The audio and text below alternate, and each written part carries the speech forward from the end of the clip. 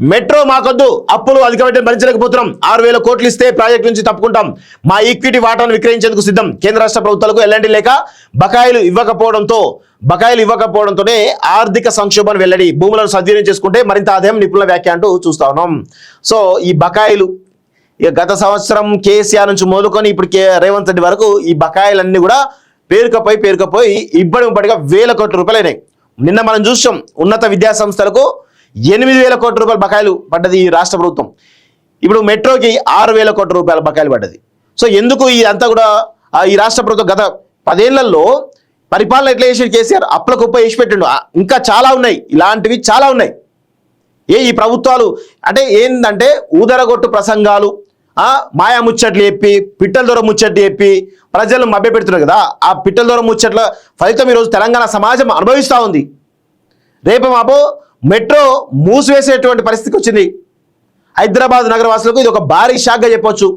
ఎప్పుడైనా ఎలా అయినా మెట్రోను మూసివేయడానికి మరి ప్రయత్నం జరిగడానికి అవకాశం ఉన్నట్టుగా చాలా స్పష్టంగా అర్థమవుతా ఉంది. సో ఒకసారి దాని గురించి డీటెయిల్గా మనం మాట్లాడేటువంటి ప్రయత్నం చేద్దాం, ఇంకా కొంత లోతుగా.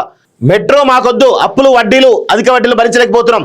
సో హైదరాబాద్ మెట్రో 2వ దశను రాష్ట్ర ప్రభుత్వమే చేపడుతుంది. సో కేటీఆర్ గతంలో ఇంకేదో 2వ దశ మెట్రో కూడా స్టార్ట్ చేస్తామని చెప్పి ఇప్పుడు అలైన్మెంట్ సిద్ధం చేసిండు.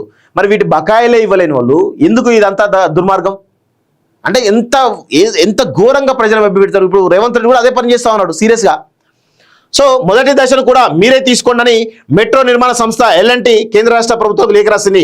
తమకు 6,000 కోట్లు సర్దుబాటు చేస్తే ప్రాజెక్ట్ నుంచి పూర్తిగా తప్పుకుంటామని ప్రతిపాదించింది. అప్పుల భారం రోజు రోజుకు పెరుగుతుందని, మెట్రోను తాము నిర్వహించే పరిస్థితి ఇక లేదని స్పష్టం చేసింది. మెట్రో మొదటి దశలోని తమ ఈక్విటీ వాటాను కేంద్రం లేదా రాష్ట్రం విక్రయించేందుకు సిద్ధంగా ఉన్నట్లు పేర్కొంది. సో ఒకవేళ L&T కనుక తప్పుకుంటే మెట్రోను నిర్వహించడం సాధ్యం కాదు, 100% సాధ్యం కాదు.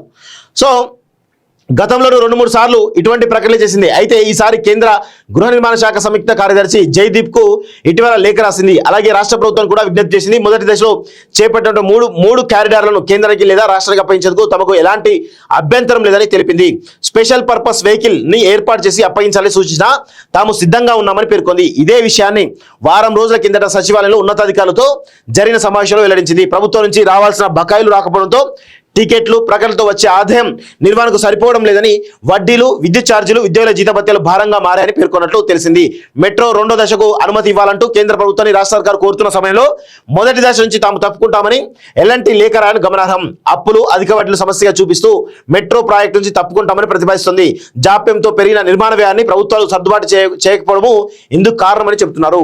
నష్టాలు నిజమేనా అంటే నష్టాలు నిజమే, ఎందుకంటే నిర్వహణ చాలా భారంగా ఉంది మెట్రో నిర్వహణ. సో అందుకే టికెట్ రేటు పెంచినా కానీ దానికి మళ్ళీ పెంచుతున్నారు, తగ్గిస్తున్నారు, ఇవన్నీ కూడా జరుగుతూ ఉన్నాయి. హైదరాబాద్ మెట్రోలోని మూడు క్యారిడార్లో ప్రస్తుతం దాదాపు 5 లక్షల మంది ప్రయాణిస్తున్నారు.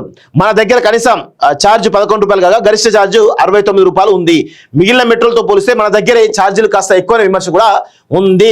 ఇక మెట్రో నిర్వహణ కంటే టికెట్ ఛార్జీలు, యాడ్ల ఆదాయం లాభదాయకంగానే ఉన్నప్పటికీ అప్పులు అధిక వడ్డీలతోనే తమకు నష్టాలు వస్తున్నట్లు Hyderabad metro MD NVS Reddy స్పష్టం చేశారు. నిజానికి హైదరాబాద్ 2012లో మెట్రో మొదటి దశ ప్రాజెక్టు చేపట్టారు. తొలుత 14,000 కోట్లతో ప్రతిపాదించిన పనుల ఖర్చు 2017లో మొత్తానికి దాదాపు 22,000 కోట్లకు చేరిందట. దాంతో పనులను పూర్తి చేసేందుకు L&T వివిధ బ్యాంకుల నుంచి అప్పులు తీసుకొచ్చింది.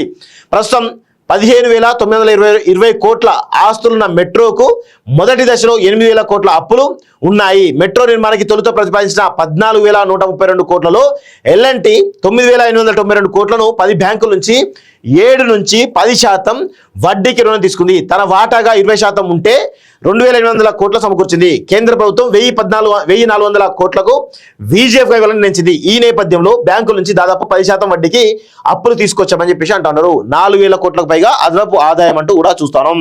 సో ఇతర రాష్ట్రాల్లో ప్రభుత్వ ఆధీనంలో మెట్రో ఉందని అంటా ఉన్నారు. సో మొత్తానికైతే మెట్రో అనేటువంటి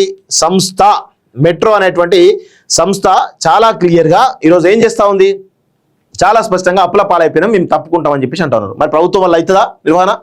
ఇది కొంచెం అందరూ కూడా అర్థం చేసుకోవాల్సిన విషయం.